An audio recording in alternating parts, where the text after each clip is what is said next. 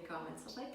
Für heute habe ich für euch einen Flow vorbereitet, der den gesamten Körper anspricht. Also wir werden den gesamten Körper durchbewegen, aktivieren, mobilisieren, uns aber besonders unserer Körpermitte widmen, dass wir vor allem Bauch und Rücken stärken.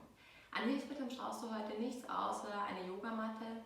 Wenn es dir mal an den Knien unbequem sein sollte, kannst du dir entweder auch eine zweite Matte drüber legen oder einfach die Matte dann umschlagen. Wir beginnen im Liegen. Ich wünsche dir viel Spaß und eine schöne Yogastunde.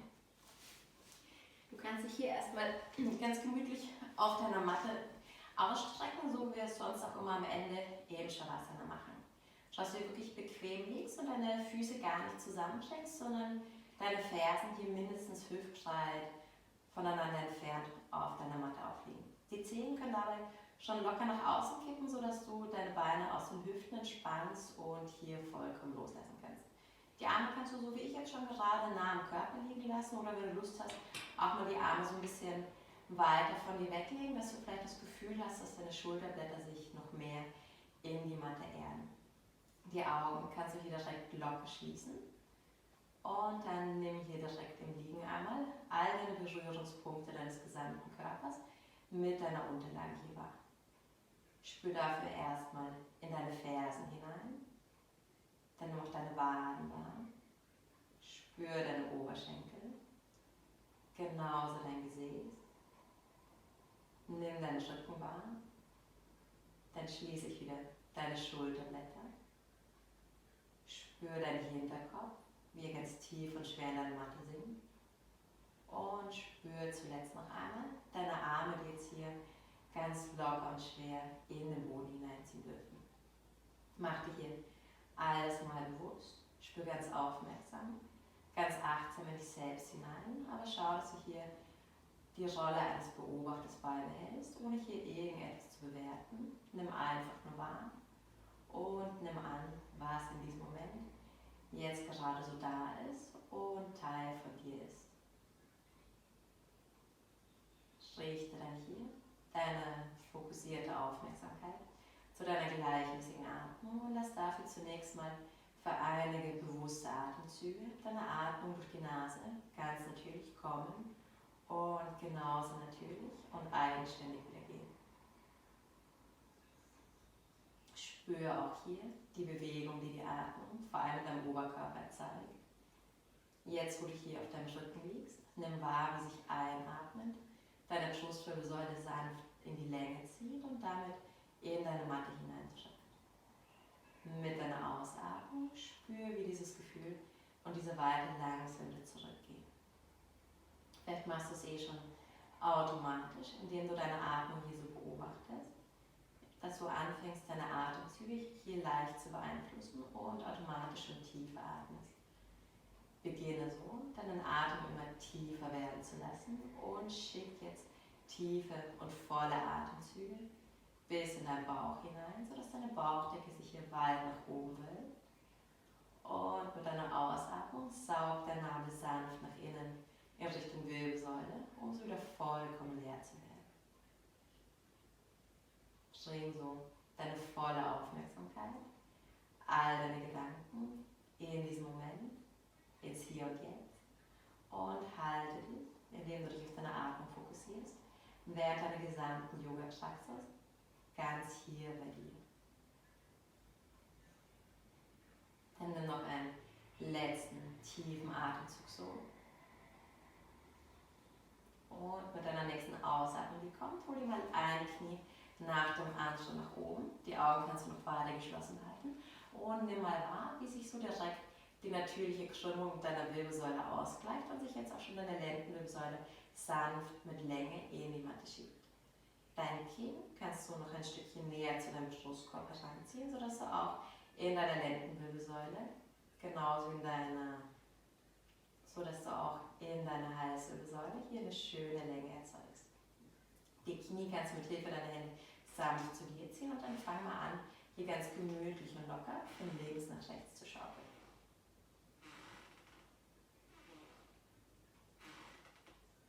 Gib hier so deinen Rücken mit deinem eigenen Körpergewicht eine ganz sanfte, ganz liebevolle Massage.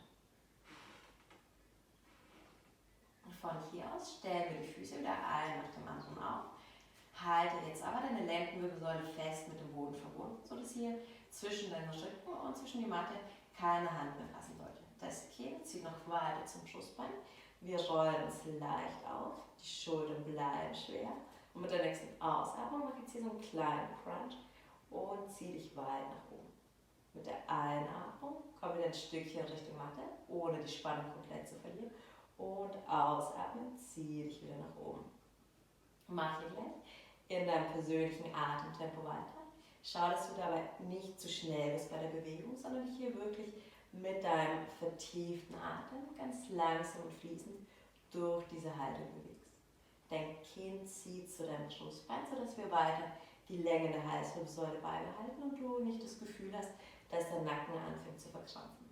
Sollte das allerdings doch etwas schwer werden, kannst du auch gerne mit deinen Fingerspitzen deinen Hinterkopf hier unterstützen und dich so sanft nach vorne holen.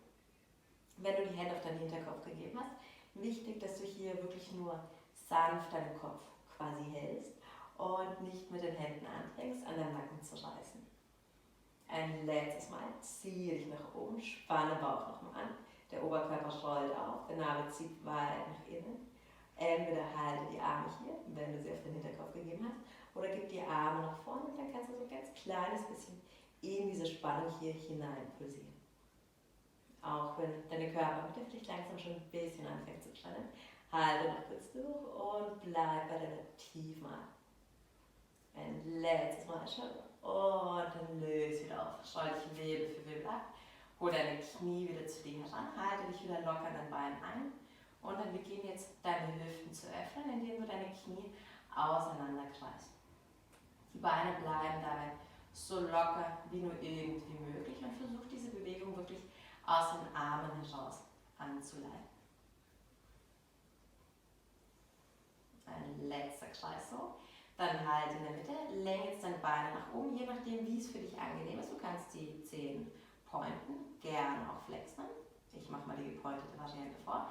Wir rollen uns wieder auf, entweder stützt dein Hinterkopf oder gib die Arme gerade nach vorne. Die Schultern sinken nach unten, Blick geht zwischen den Beinen hindurch, dass wir wieder Länge in der Halswirbelsäule finden und dann beginnen hier im Wechsel, ganz langsam kontrolliert, ohne Schwung, deine Beine auf und ab zu bewegen. Wichtig dabei, wann immer du die Beine absenkst, halte unbedingt deine Lendenwirbelsäule hier in Kontakt mit deiner Matte und lass nicht durch das Gewicht von deinem abgesenkten Bein dein Becken nach vorne kippen, sodass du hier in einen Hohlkreuz gehen würdest. Geh jeweils so tief und mach die Haltung auch nur so lange, wie du dich hier wirklich gut aus deiner Mitte stabilisieren kannst. Wir machen noch zweimal jede Seite. Schau mal, ob du deinen Oberkörper, deine Schulter noch ein bisschen weiter aufschauen kannst. Letztes Mal schon. Und dann langsam roll dich wieder ab. Zieh deine Knie wieder zu dir heran, halte dich wieder ein und öffne erneut deine Hüften. Dieses Mal kreise aber in die entgegengesetzte Richtung. Wir lassen die Beine wieder so locker wie möglich. Wenn du möchtest, kannst du noch einmal kurz deine Augen wieder zufallen lassen und nimm ganz bewusst noch einmal deinen Körper hier im Liegen und deine gleichmäßige und tiefe Atmung wahr. Von hier aus machen wir es jetzt ein kleines bisschen dynamischer. Wir bringen die Beine in ein 90-Grad-Winkel, sodass die Knie genau über den Hüften sind und die Waden parallel zum Boden. Auch hier, wir rollen es wieder auf und mit deiner nächsten Ausatmung komm jetzt nach oben zum Sitzen. Schieb ein Bein vorne weg, richte deinen Oberkörper auf und bring hier diagonal den Arm zum Knöchel von deinem angebeugten Bein. Von hier aus wieder so langsam und kontrolliert wie möglich. Komm in die Ausgangsposition zurück und dann komm direkt zur zweiten Seite weiter. Ist schon ein bisschen zart, deswegen machen wir insgesamt von jeder Seite 3 Wiederholungen. Hier kommt es auch gar nicht nur auf die Bewegung beim Aufrichten an, sondern vor allem auch, dass du dich hier wirklich langsam und bewusst wieder auf deine Matte abschreibst. Letzte Runde schon. Komm nach oben zum Sitzen, dreh dich zur Seite auf und langsam kontrolliert roll dich wieder. Letztes Mal. Zieh dich nach oben, wachs in die Höhe und komm langsam wieder zum Liegen. Leg deinen Hinterkopf wieder ab, greif wieder deine Knie und dieses Mal zieh deine Knie weit zu dir nach oben heran. Wenn du möchtest, kannst du hier insgesamt mit deinem Oberkörper leicht von links nach rechts schauen. Weiter geht's mit dem liegenden Kreuzsitz. Wie normalerweise im Sitzen kreuzen wir jetzt auch hier Waden bzw. Schienbeine greifen, ganz, ganz wichtig, um die Beine herum nach unseren Füßen. Hier wieder aufschreien, aktive Körpermitte und dann fange ich mal an, kontrolliert vor und zurück zu schaukeln. Wenn du dich wieder abschreibst, die Wirbelsäule bleibt rund, das Kinn in Richtung Brustbein gezogen, sodass wir hier wirklich ganz sanft, ganz angenehm abschneiden können und den Hinterkopf nicht mehr auf die Matte bekommen.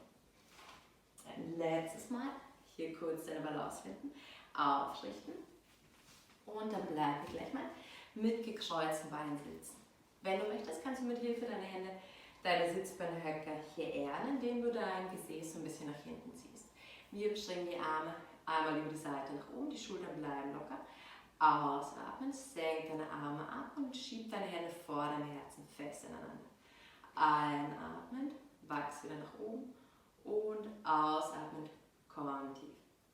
Ein, hol die Länge, streck deine Fingerspitzen lang zur Decke. Ausatmen, senk wieder ab. Ein letztes Mal, zieh die Arme weit nach oben, dann verschränk jetzt deine Finger ineinander und dreh deine Handflächen in Richtung Decke. Von hier aus beginnen wir jetzt mal langsam unsere Seite sanft zu dehnen und zu öffnen, indem du dich hier auf einer Ebene von links nach rechts bewegst. Deine Sitzbeinhöcker bleiben hier fest mit der Matte verwurzelt. Schau, dass du dich vielleicht noch so ein bisschen weiter nach unten drückst und zugleich mit jeder Einatmung streck dich mit Länge nach oben. Sehr gut. Einmal noch jede Seite. Dann finde dich auch schon wieder in der Mitte ein. Schieb deinen Scheitel nach oben, zieh den Nabel nach innen ran und dann löst deine Hände auch schon voneinander. Verschränk deine Finger jetzt hinter deinem Rücken und drück deine Handrücken nach unten in Richtung Boden, sodass du spürst, dass du deine Schulterblätter nach hinten ziehst. Finde hier nochmal die Länge für dich. Aus dieser Länge heraus mit deiner Ausatmung komm jetzt langsam nach vorne, Blick geht in Richtung Matte, Sitzbeinhöcker bleiben aufliegen und zieh deine Arme weit nach oben Richtung Decke. Einatmen, komm wieder zum Sitzen und mit deiner Ausatmung dreh dich zur rechten Seite, ziehe mit deiner Nasenspitze zu deinem rechten Knie und hebe auch hier wieder deine Arme weit nach oben an. Einatmen, wachs nach oben, ausatmen, komm weiter zur linken Seite. Wir machen noch eine Runde. Einatmen, komm nach oben, ausatmen mit Länge, streck dich nach vorne hin. Letzte Drehung nach rechts. Schau mal, ob du deine Arme noch ein bisschen weiter nach oben anheben kannst und deine Nasenspitze vielleicht ein Stückchen weiter vorne aufkommt, sodass du schon mal mehr Länge hier reinnehmen kannst. Im Anschluss strecken wir uns noch Arme gerade nach vorne, Blick geht auf die Matte, sodass die Halswirbelsäule lang bleibt. Zieh deine Arme weit nach oben und dann löst deine Hände voneinander und lauf mit deinen Händen nach vorne. Die Hände kommen in schulterbreiten Abstand auf die Matte, dann fäche hier schon mal alle Finger gleichmäßig auf. Die Schultern ziehen zurück und indem du jetzt hier schon deine Oberarme leicht nach außen drehst, solltest du spüren, dass sich dein Oberrücken, dein Schultergürtel stabiler anfühlt und du zugleich weitere Öffnungen in deinem Brustkorb findest. Hier halten wir kurz, spür die Länge, schieb deinen Scheitel nach vorne hin und dann löse sie auf und komm nach oben in einen Vierfußstand. Wir platzieren die Hände genau unter den Schultern, drück dabei deine Fingerkuppen fest in den Boden, genauso deine Fingerknöchel, um so dein Gewicht gleichmäßig zu verteilen. Weiter geht's mit Cat Cow. Roll dich dafür mit deiner Einatmung nach vorne. Zieh deine Schultern zurück. Aktives, geführtes Hohlkreuz. Und ausatmen, schieb den Boden von dir weg. Zieh den Nabel noch weiter nach innen ran und dein Kinn Richtung Brustbein. Einatmen, komm wieder nach vorne. Und ausatmen, schieb die Matte weg. Ein, komm nach vorne. Letzte Runde.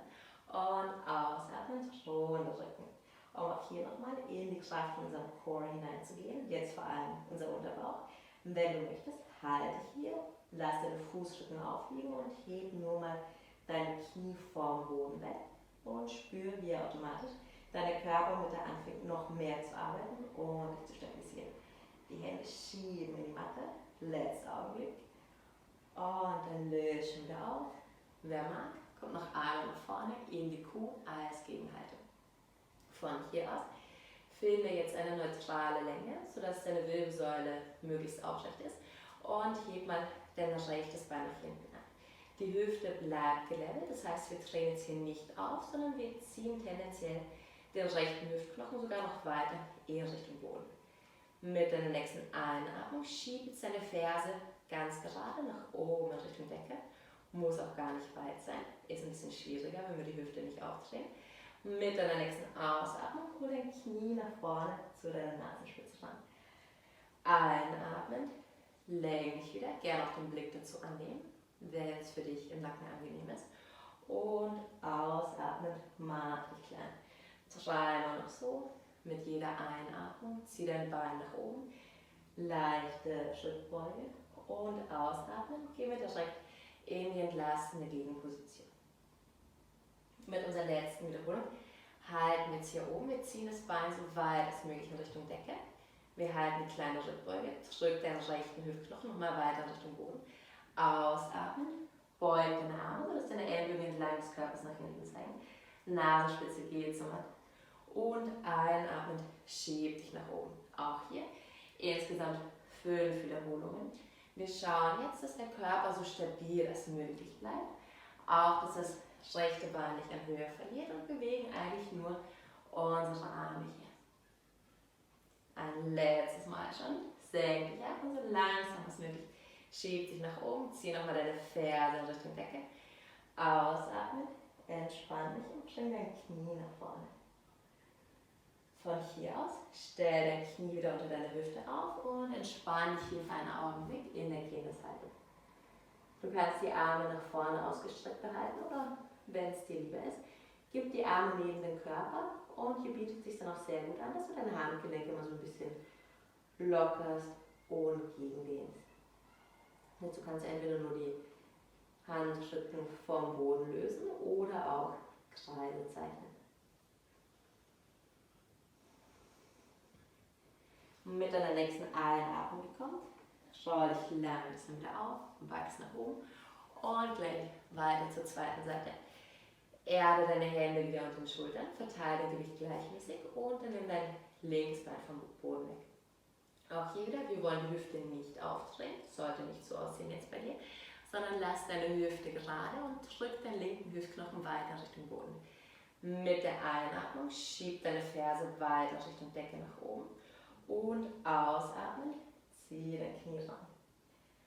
Einatmen, lenk dich wieder nach hinten und ausatmen, hol dein Knie zu deiner Nasenspitze.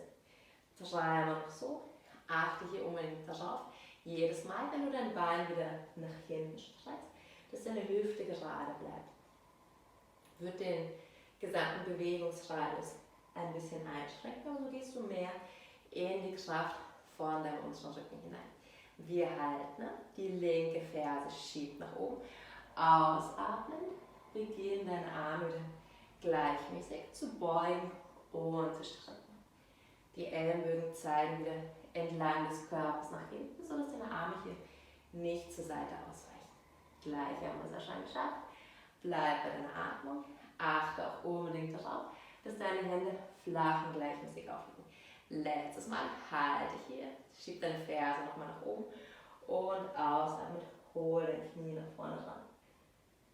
Von hier aus komm direkt wieder in die Kindeshaltung zurück. Erde deine Stirn und entspann deine Arme entweder nach vorne oder entlang deines Körpers. Letzter Atemzug. Dann gib deine Arme wieder nach vorne hin, schulterbreiter Abstand. Zieh deine Zehen runter und komm mit in den Radstandpunkt.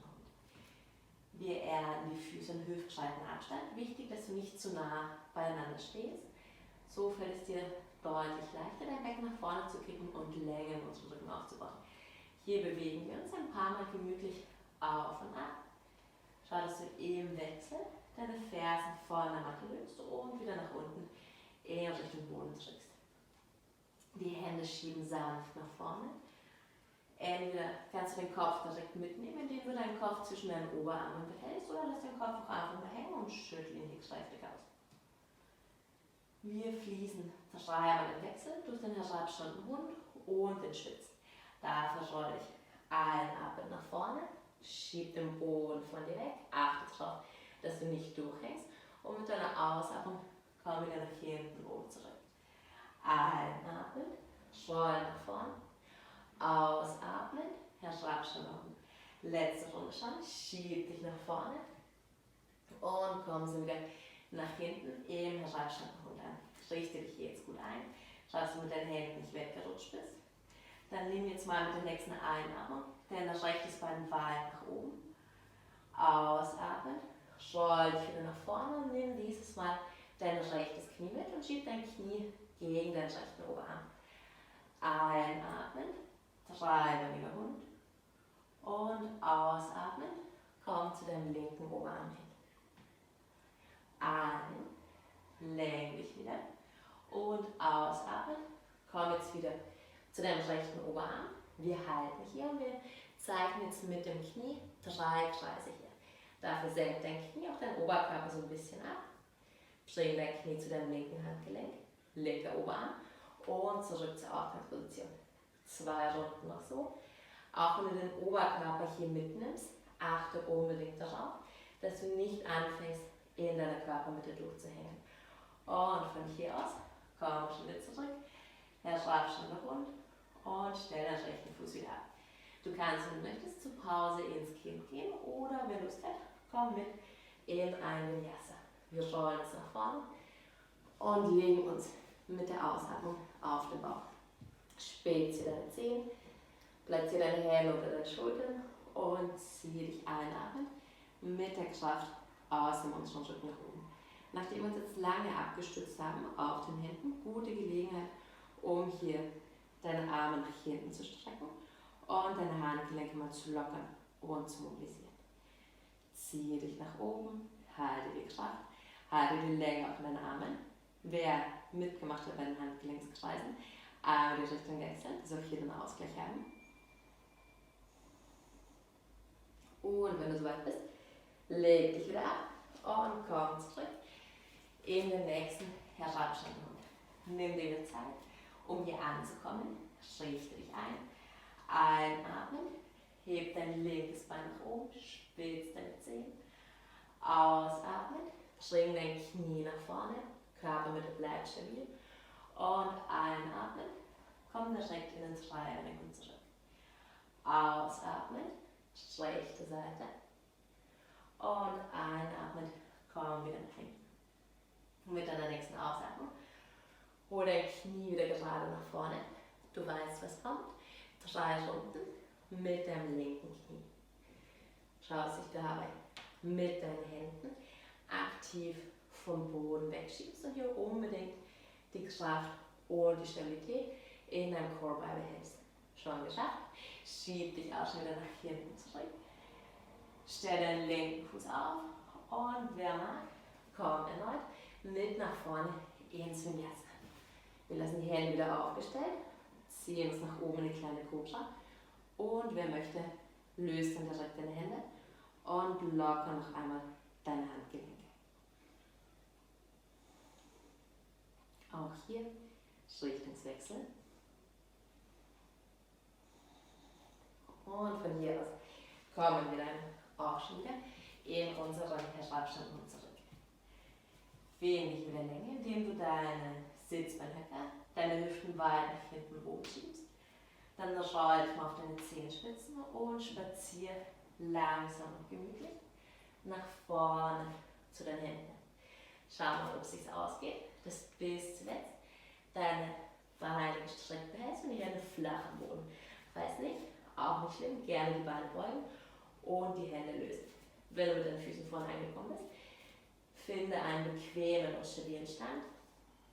Greif dir deine Arme, streck deine Arme und pendel dich mal ganz gemütlich, ganz entspannt hier aus. Auch hier gerne noch einmal den Kopf sanft ausschütteln. Dann löst die Hände auch schon wieder voneinander. Gib deine Hände auf deine Füße und auch gerne schon auf deine Sprunggelenke. Einatmen, heb deinen Oberkörper an, halbe Vorwärtsbeuge, Schultern ziehen zurück, Blick geht auf die Matte. Ausatmen, komm wieder tief. Einatmen, halbe Vorbeuge. Ausatmen, senk dich ab. Einmal noch, dann halten wir, halbe Vorwärtsbeuge. Schau, dass du Stabilität in deinem kompletten Core aufbaust. Der Scheitel schiebt nach vorne, deine Sitzbeinhöcker nach hinten und dann löst deine Hände vor deinen Beinen. Die Schultern bleiben nach hinten gezogen. Einatmen, heb deine Arme zur Seite an und zieh jetzt mit deinen Fingerspitzen auseinander. Ausatmen, senk wieder. Einatmen, heb deine Arme und ausatmen, komm wieder tief. Einmal noch, heb deine Arme hier an, zieh sie lang auseinander, halte dich hier und dann machst du ganz kleine, pulsierende Bewegungen nach oben, so als würdest du jetzt hier in der Luft was mit deinen Armen, mit deinen Handrücken wegstoßen wollen.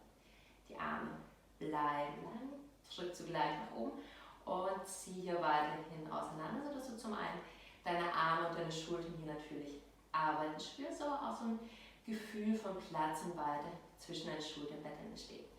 Wir halten noch kurz die letzten Wiederholungen. Und dann entspann dich nach unten. Gerne die Beine leicht anrollen. Entweder lass die Arme nach unten hängen oder verschränk deine Arme wieder und pendel hier ganz locker und entspannt raus.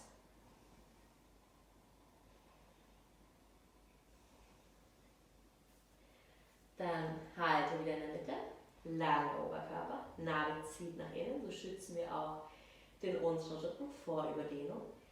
Mit der nächsten Einatmung komm direkt nach oben in die halbe Vorwärtsbeuge zurück, finde hier einen stabilen, aktiven Sprung.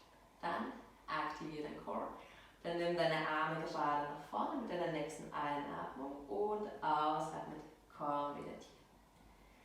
Einatmen, lenk deine Arme, ziehe nach oben, ausatmen, senk wieder ab.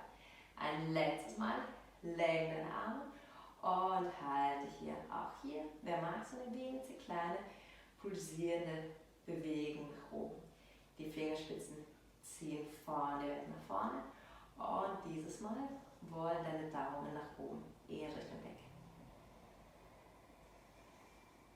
Wir haben es gleich geschafft. Dreimal mehr. Und dann löse auch schon wieder auf. Lass dich nach unten sinken und pendel dich hier nochmal gemütlich aus. Um dich dann aufzurichten, löse deine Arme wieder voneinander und beginn einen Wirbel auf den nächsten zu bringen, um so langsam und bewusst im Stehen anzukommen. Du kannst hüftbreit bleiben, du möchtest gerne auch deine Füße ganz zusammenheben und so weit nach vorne auf deine Matte kommen, dass du wieder Platz nach hinten hast. Wir beginnen mit den Sonnengrüßen. Erde dafür deine Füße, aktiviere deine Beine, aktiviere deinen Core. Einatmen, lenk deine Arme seitlich nach oben, ohne deine Schultern mitzuziehen. Ausatmen, mit geraden Rücken kommen in die tiefe Vorwärtsbeuge zurück. Einatmen, halbe Vorbeuge, Nacken bleibt lang. Ausatmen, stützt die Hände auf, steigt rechts, links nach hinten. Und von hier aus, entweder über die Knie oder wieder in eine gerade kommen nach unten. Entweder kleine, ganze Pupser oder wer möchte, aufschauen und schieb dich nach oben, heb dein Schoßbein an und lass deine Schultern entspannt und schwer nach hinten und unten schmelzen. Von hier aus gerne Reverse Chaturanga, indem du hier so einen kleinen Liegestütz einbaust. Schieb dich wieder in die Höhe zurück und mach dann auch schon direkt deinen Schritt zurück nach vorne. Halbe Vorwärtsbeuge. Ausatmen, senk dich wieder ab. Einatmen, richte dich nach oben auf, finde Länge und gib deine Hände vor dein Herzen zusammen. Zweite Runde. Einatmen, streck dich lang. Ausatmen, tiefe Vorbeuge. Einatmen, bring deinen Oberkörper wieder stabil parallel zum Boden. Und ausatmen, senk dich ab, steig mit links, rechts nach hinten, komm zu den Stütz. Und ausatmen, begehen dein Vinyasa. Bleib hier bei der Variante, auf die du Lust hast. Gerne noch ein bisschen fordern, aber geh auf jeden Fall nur so weit, vor allem bei Rückbeugen, wie du dich hier wirklich wohlfühlst und du weißt, diese Rückbeuge tut dir gut. Von hier aus, entweder schieb dich direkt innen und zurück oder Reverse Chip rein. Schau jetzt, dass du deine Hände flach aufliegen hast. Wir erweitern diesen Rückenstoß ein kleines bisschen. Von hier aus beug jetzt einmal deine Arme gleichzeitig, wenn möglich, und leg deine Ellenbogen auf der Matte ab, Beine leicht anbeugen, sodass du hier gemütlich in den Delfin übergehen kannst. Einatmen, komm wieder in den Schreibstand zurück, Ellenbogen heben gleichzeitig an und vielleicht kannst du die Fersen jetzt wieder auf der Matte ablegen. Ausatmen, komm tief und einmal mehr, einatmen, komm zurück. Wir kommen noch ein letztes Mal in den Delfin, dann halten wir. Leg deine Ellenbogen ab und wenn du magst, kannst du jetzt deine Finger ineinander verschränken und vielleicht deine Ellenbogen ein kleines bisschen zueinander holen, dass du hier einen stabilen Halt hast. Den Kopf kannst du entspannt hängen lassen, dass du hier keine Verspannung in deinem Nacken aufbaust. Die Beine sind leicht gebeugt, die Hüften schieben nach hier hinten oben und dann nimm jetzt mal mit deiner nächsten Einatmung dein rechtes Bein nach oben weg. Ausatmen, beug beide Beine und zieh dein rechtes Knie nach vorne ran, lass dein linkes Knie nahe durch den Boden sinken. Einatmen, hol dir wieder Länge. Ausatmen, beug beide Beine, mach dich hier so klein als möglich. Achte aber drauf, dass dein linkes Knie in der Schwebe bleibt und du nicht ablegst. Letztes Mal schon, hol dir Länge und ausatmen, zieh dein rechtes Knie weiter nach vorne hin. Einatmen, heb dein rechtes Bein. Und ausatmen, stell wieder ab.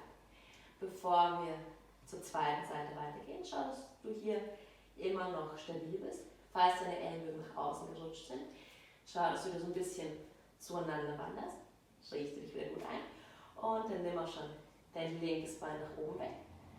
Ausatmen, hol dein Knie nach vorne ran und lass dein rechtes Knie eher durch den Boden sinken. Einatmen, länglich nach oben. Ausatmen, hol dein Knie nach vorne ran. Letztes Mal schon. Einatmen, linke Zehenspitzen ziehen zur Decke. Ausatmen, mach dich klein und kompakt, aktiviere dein gesamtes Core und komm wieder zurück. Von hier aus, setz den linken Fuß wieder auf. Wenn du deine Finger verbunden hast, löst deine Hände wieder voneinander und komm wieder in den Herabstand zurück.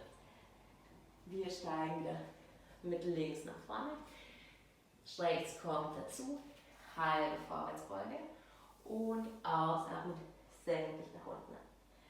Einatmen, richte dich zum Stehen auf und aus, gib deine Hände vor dein Herz. Von hier aus gehen wir weiter in den Yogi Squat, auch bekannt als Malasana oder gelandet. Wichtig, wir aktivieren die Füße, wir wollen hier nicht nach innen kippen, sondern wir erden wirklich unsere Fußaußenkante.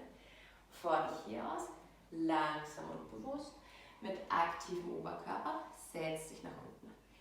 Bring deine Hände vor dem Herzen zusammen und deine Unterarme auf eine Linie, sodass du jetzt mit deinen Ellenbögen hier deine Knie sanft nach außen schieben kannst. Die Schultern fließen zurück und beginne dich auch hier nach und nach wieder aufzurichten.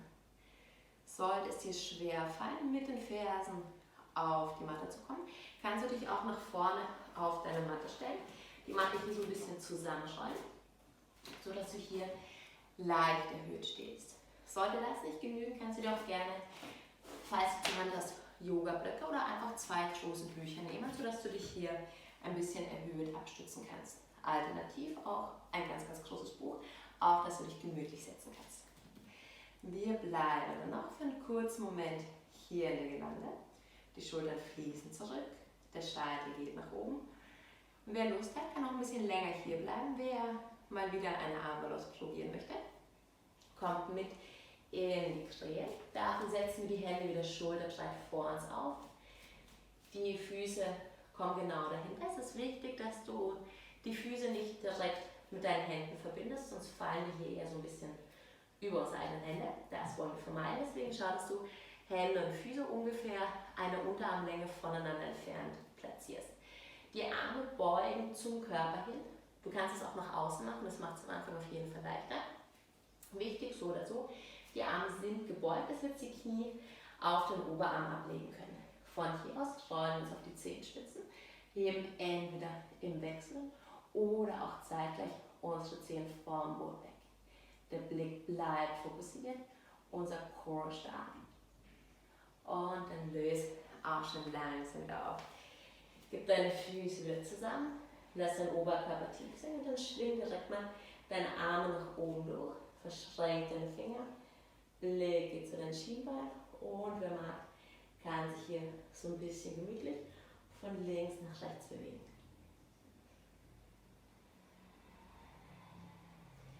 Dann finde dich wieder in der Mitte an und wir kommen von hier aus direkt weiter in den Sonic Cruise B, indem wir die Hände lösen, die Arme wieder nach vorne durchschwingen und setz dich so zurück in die Chair Pose. Heb den Oberkörper an, Scheitel geht nach oben, während du deine Sitzbeine ganz langsam nach unten fließen lässt. Ausatmen, setz die Hände auf und steig oder wer möchte, spring nach hinten in den Stütz und komm so direkt in deine Vinyasa weiter.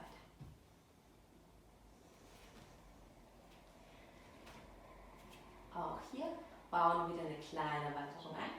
Nimm dafür direkt wieder dein rechtes Bein nach oben und mit einer Ausatmung zieh dein Knie nach vorne dran. Bring deinen Fuß neben deiner rechten Hand auf die Matte. Löse deine Hände vom Boden und mit deiner nächsten Einatmung richte dich auf. High Lunge.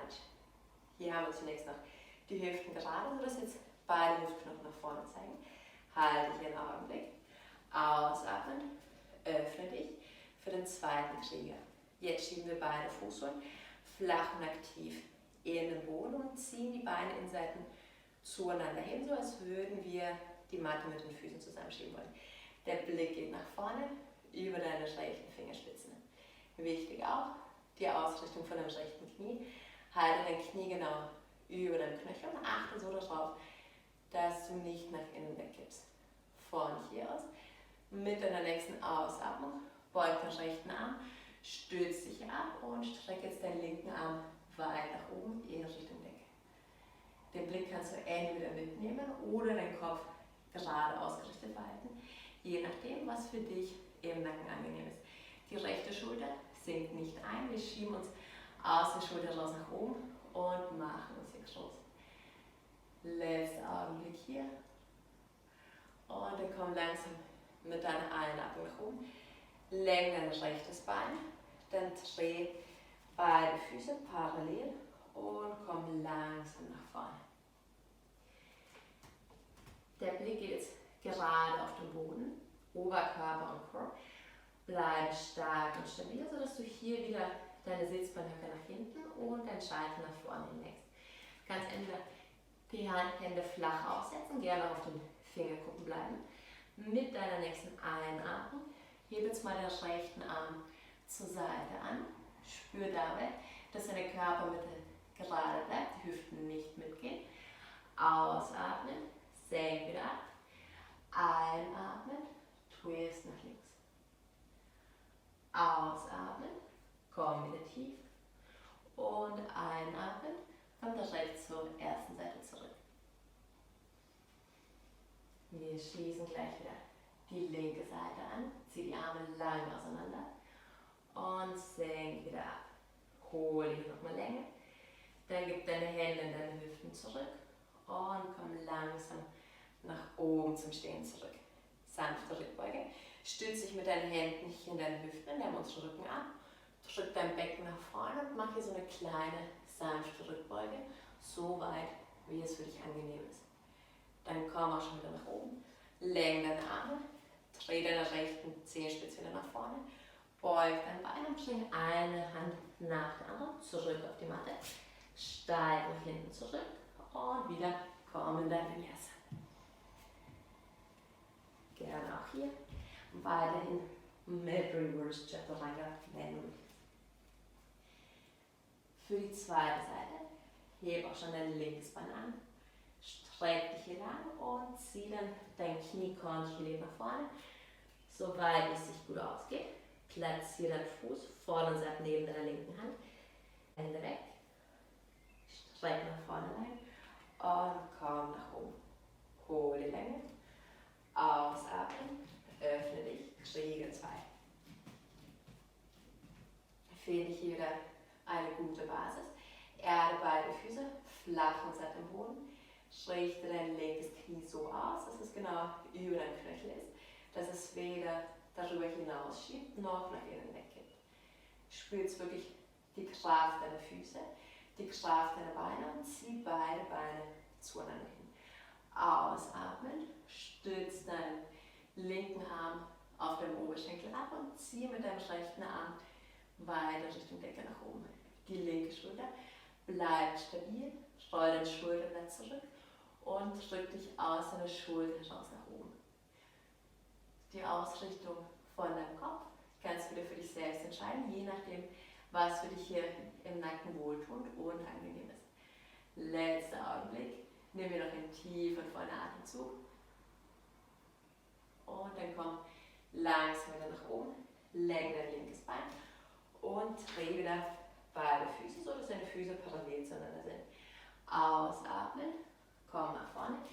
Stütz deine Hände wieder genau in deinem Blickfeld auf.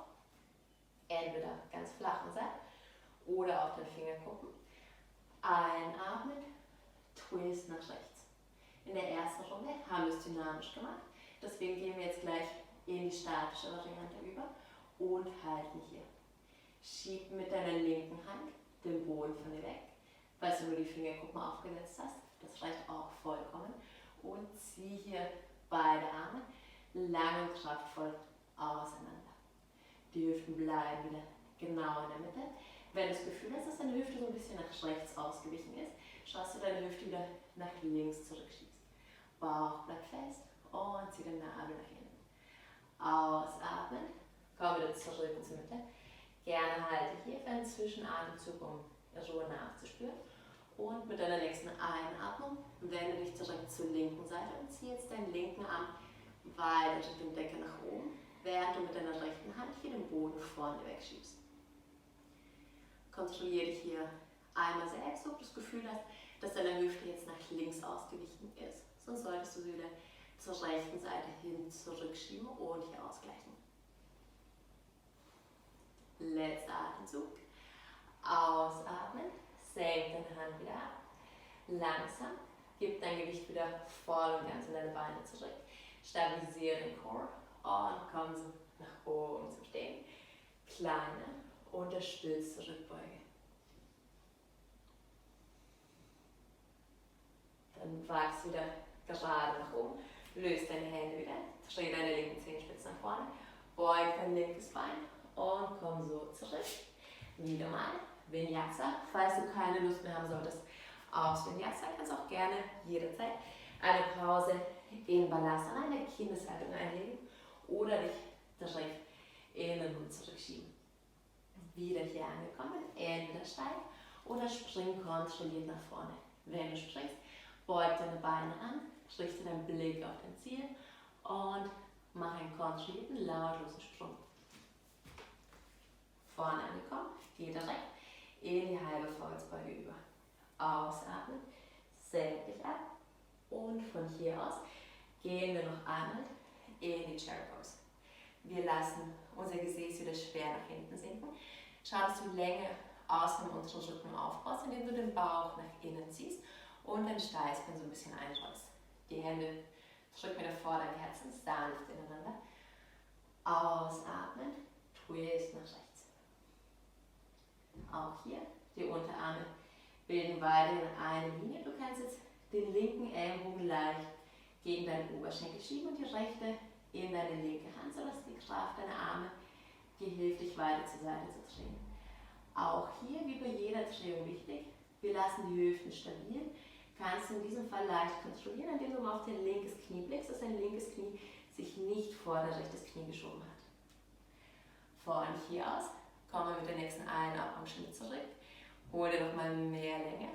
Ausatmend, Twist nach links. Auch hier nimm dir wieder die Kraft deiner Arme zu Hilfe. Kontrolliere mal mit einem Blick auf deine Knie, deine Hüften, dass du noch gerade bist. Und dann beginn für die letzten Augenblicke nach und nach diesen Twist nochmal weiter zu vertiefen. Und mit der nächsten Einatmung löse wieder nach vorne auf und komm so langsam zu stehen. Löse den Händen voneinander. Gerne hier so ein bisschen ausschütteln. Bevor wir uns auch schon wieder auf die Matte bewegen, machen wir noch eine ganz klassische Balancehaltung. Den Baum. Wir beginnen mit der rechten Seite. Erde dafür deinen linken Fuß. Du kannst entweder deinen rechten Fuß hier auf der Innenseite von deinem Knöchel abstellen, gerne auch bei deiner Wade, oder wenn du möchtest, mit deiner rechten Hand, bring dein Bein nach oben und platziere deinen Fuß auf der Innenseite von dem Oberschenkel. Die Hände kannst du gerne wieder vor dem Herz zusammenlegen, oder wenn du möchtest, wenn es dir hilft für die Balance, auch gerne die Arme zur Seite ausstrecken und hier ins Chin-Muster übergehen. Der linke Fuß bleibt aktiv, auch dein gesamtes Bein. Und schau, dass du hier weder nach hinten durchdrückst, noch zu weit in die Beugung gehst. Finde so die aktive, stabilisierende Mitte. Wer möchte, kann hier auch mal versuchen, langsam die Augen zu schließen und schau mal, was für einen Unterschied das für dein Balance macht. Vor allem, wenn du die Augen geschlossen hast, hilft es sicher sehr gut, wenn du deine Arme seitlich ausgebreitet hast. Da wird schon gleich deutlich wackeliger. Und dann langsam kontrolliertes Auflösen. Wir erden den rechten Fuß und für die zweite Seite auch hier schau, dass du dieselbe Variante wie auf die erste nimmst. Entweder deine Ferse aufstützen, gerne sogar mit den Zehen am Boden oder deine Wade. Oder bring deinen Fuß auf die Innenseite von deinem Oberschenkel. Gerne für die zweite Seite mal eine andere Handhaltung versuchen, wie bei der ersten Runde. Du kannst auch hier Anjali Mudra, dieselbe Haltung einfach hinter deinem Rücken machen, sodass du auf dem unteren Rücken auch hier deine Hände voll und flach zusammengibst. Solltest du diese Variante wählen, achte auf jeden Fall darauf, dass du deine Hände nicht zu sehr gegen deinen unteren Rücken drückst, dass du dadurch nicht ins Hohlkreuz gehst, sondern stabilisiere nochmal mehr deine Körpermitte, indem du deinen Nabel nach innen ziehst und hier so ausgleichst. Wachse nochmal nach oben, halte die Länge, halte die Aufrichtung auch hier gerne.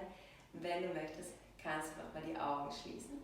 Ist auch immer ein gutes Mittel, um herauszufinden, wie unterschiedlich die Balance auf beiden Seiten des Körpers sein kann, aber auch sehr von Tag zu Tag abhängig. Solltest du jetzt schon öfters umgefallen sein, ärgere dich nicht, sondern schau, dass du auch diesem Gefühl mit Sanftheit begegnest. Letzter Augenblick hier und dann lösen wir auch schon wieder auf, löse die Hände und gerne hier nochmal alles ausschütteln. Stell dich dann an deinem vorderen Mattenende auf, streck dich nochmal bewusst in die Länge. Mit deiner nächsten Ausatmung, komm nach unten, beug deine Beine und setz dich hier hin. Von hier aus nehmen wir die Arme gerade nach oben und rollen uns langsam Wirbel nach Wirbel folgen zum Liegen ab. Gib dann direkt deine Füße wieder näher zu dir, sodass du, wenn du jetzt nach vorne ziehen würdest, deine Fersen berühren kannst für die Schulterdrücke. Wir kippen das Becken 2-3 Mal vor und zurück, sodass du auch hier wieder bewusst den Unterschied wahrnehmen kannst und auch für dich spürst, wie sehr die Spannung in deiner Körpermitte dir hilft, hier Länge in deinem unteren Rücken zu schaffen. Auch hier sollte wieder keine Hand zwischen Rücken und Matte passen.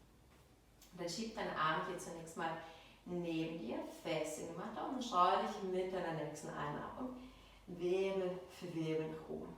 Die Schulterblätter kannst du hier etappenweise zusammenwandern, sodass du hier gleich deutlich stabiler bist. Das Kinn ziehen wir Richtung Brustbein, sodass wir die Halswirbelsäule lang strecken und hier möglichst viel Entlastung in diesem Bereich schaffen. Wer möchte, kann jetzt auch noch die Finger ineinander verschränken. Schenkt dir nochmal mehr ein Gefühl von Stabilität und du kannst dich dann gleich nochmal ein Stückchen weiter nach oben rausdrücken. Mit deiner nächsten Einatmung hebe jetzt mal langsam dein rechtes Bein an und zieh mit deinen Zehenspitzen nach oben Richtung Decke. Der linke Fuß drückt fest in die Matte Und mit der Kraft von deinem rechten Bein sollte hier so ein Gefühl entstehen, dass du dich mit deinem Bein nach oben lenken kannst. Wir halten die Ausrichtung im Körper, ausatmen, senken nur dein rechtes Bein ab, sodass beide Oberschenkel wieder eine Linie bilden. Einatmen, zieh wieder nach oben und ausatmen, langsam kontrolliert, komm tief. 3 noch so. Achte darauf, dass deine Körpermitte in der Zwischenzeit nicht der Schwerkraft nachgibt, sondern halte hier wirklich diese sanfte Rückbeuge und die Höhe und Aufrichtung in den Körper bei. Letztes Mal schon. Von hier zieht die Zähne Richtung Gesicht und verschring deinen rechten Knöchel auf den linken Oberschenkel. Löse deine Hände wieder voneinander und roll dich Wirbel für Wirbel zum Liegen ab. Heb dann auch schon deinen linken Fuß an und zieh deinen linken Oberschenkel sanft zu dir. Je nachdem, wie intensiv du die Dehnung hier haben möchtest, entweder bleib auf der Rückseite von dem Oberschenkel, gerne auch greife in den Schienbein. Falls dir das immer noch nicht genug sein sollte, kannst du auch gerne mit der rechten Hand jetzt ganz sanft, ganz behutsam dein rechtes Knie nach vorne schieben. Wichtig, die rechten Zehen bleiben angezogen, sodass wir unser Knie hier stabilisieren. Letzter Augenblick so. Noch einmal tief und voll durchatmen. Dann stell deinen linken Fuß wieder auf. Von hier aus kannst du jetzt entweder dein rechtes Bein einfach nur über dein linkes Bein schieben oder wer möchte, den rechten Fuß zusätzlich um die linke Wade wickeln. Die Arme breiten zur Seite aus. Ausatmen. Lass deine Knie sanft zur linken Seite kippen und wende deinen Blick nach rechts. Die Augen kannst du hier schließen und lass dich hier für einige Augenblicke einfach ganz locker von der Schwerkraft in diese Drehung hineinziehen.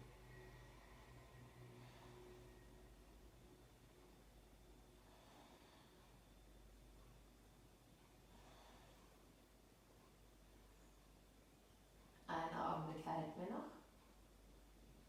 Und dann komm mit deiner nächsten Einatmung allmählich wieder in Rückenlage zurück. Stell deine Füße wieder nebeneinander auf. Zentriere auf deine Hüften. Und wer möchte, kann ja nochmal kurz das Becken vor und zurückkippen. Dann finde dich wieder in der Mitte ein. Erde deine Lendenwirbelsäule. Einatmen. Drück dich langsam nach oben hin. Entweder lass die Hände offen liegen oder wenn es sich für dich stabil und gut anfühlt, kannst du wieder die Finger ineinander verschränken und so deine Schulterblätter vielleicht sogar noch ein kleines bisschen weiter zusammenholen. Finde die Höhe, drück dich vom Boden weg und mit deiner nächsten Einatmung heb jetzt dein linkes Bein, spitz deine Zähne und versuch die Kraft von deinem linken Bein für dich zu nutzen, um dich so noch weiter nach oben zu holen. Ausatmen, langsam und bewusst. Bring beide Oberschenkel wieder auf eine Länge und ziehe einatmen zurück nach oben. 4-mal noch so. Senk dein Bein ab und komm wieder nach oben. Schau, dass du währenddessen dich weiter so fest als möglich vom Boden wegschiebst, sodass du nicht am Ende spürst, dass du schon wieder mit deinem Gesäß fast am Boden angekommen bist, sondern versuch hier wirklich deinen Körper, abgesehen von der Bewegung in deinem linken Bein, so stark und stabil als möglich zu behalten. Mit deiner letzten Wiederholung zieh dann auch schon wieder deine linken Zehen zu dir, flex deinen Fuß oder leg deinen Knöchel auf deinen rechten Oberschenkel ab. Löse die Hände, um dich langsam auf die Matte abzurollen. Entweder greif hier deinen rechten Oberschenkel von hinten, gerne auch dein Schienbein, um die Dehnung etwas zu intensivieren. Und als letzten Schritt, letzte Option, kannst du auch hier gerne wieder mit deiner linken Hand jetzt dein Knie sanft nach vorne drücken.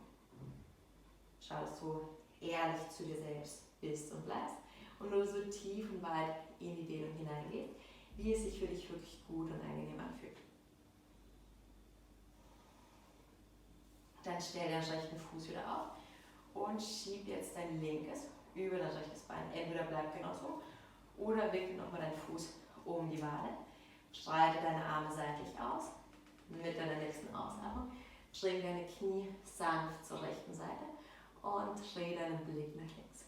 Die Augen kannst du schließen und genieße es, dich für den Moment voll und ganz der Schwerkraft hingeben zu können und ansonsten nichts tun zu müssen, außer gedanklich hier bei dir zu bleiben.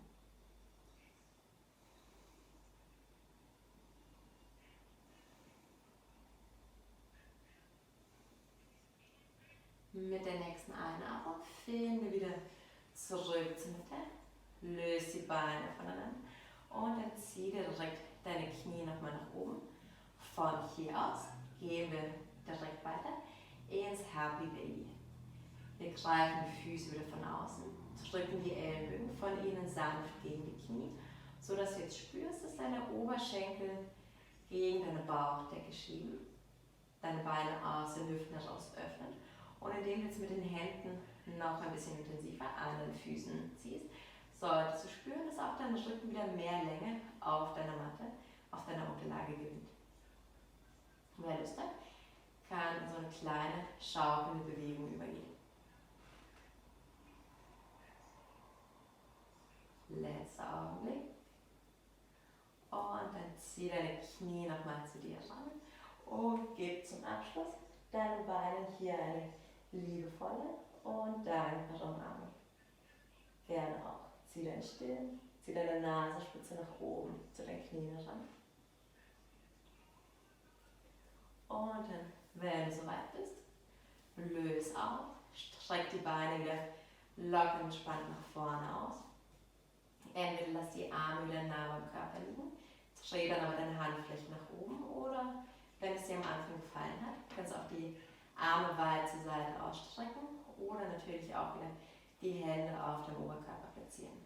Spätestens jetzt lass deine Augenlider wieder locker und schwer zufallen und bleib auch hier noch ganz bewusst, ganz präsent bei den gleichmäßigen Atemzügen.